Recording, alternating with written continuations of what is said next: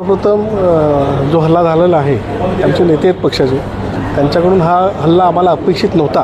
कारण आज आम्ही जिल्ह्यामध्ये सन्माननीय राजसाहेब ह्यांच्याकडे पाहून जिल्ह्यामध्ये काम करतो, कुठल्या एका व्यक्तीकडे पाहून नाही. जरी मतभेद होत असतील, मतभेद सर्वच पक्षामध्ये असतात, पण त्याचा अर्थ असा नाही की तुम्ही आमच्या कार्यकर्त्यांवर प्राणघातक हल्ला कराल.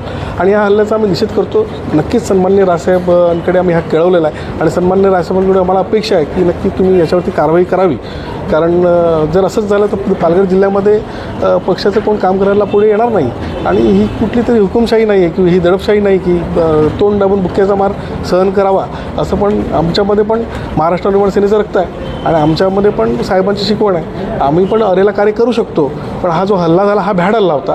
आमचे सर्व पदाधिकारी ही साहेबांकडे आमचं एक पालघर जिल्ह्याचं म्हणणं मांडायला गेलो होतो आणि साहेबांना ते ऐकून असं आश्वासन दिलं होतं की आमचे अविनाश जाधव आणि आपण एकत्र बसून पालघर जिल्ह्याच्या विकासाच्या बाबतीत चर्चा करू.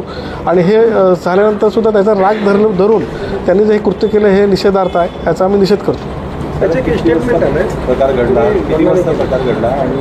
असं त्यांनी ते स्वतःहून लावून घेतलं.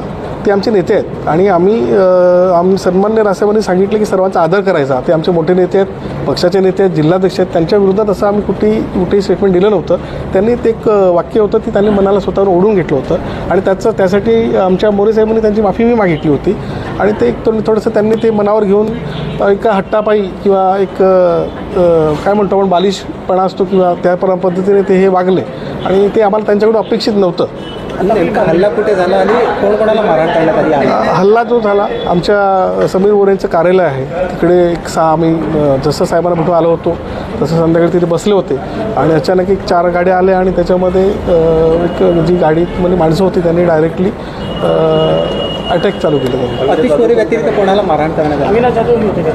हो, जाधव साहेब स्वतः होते त्याच्यामध्ये. तेच आम्हाला दुःख वाटलं की त्यांनी ते स्वतः होते आणि अविनाश जाधव म्हणजे आपलं आतिश मोरेच त्यांना जबर मारहाण लागली.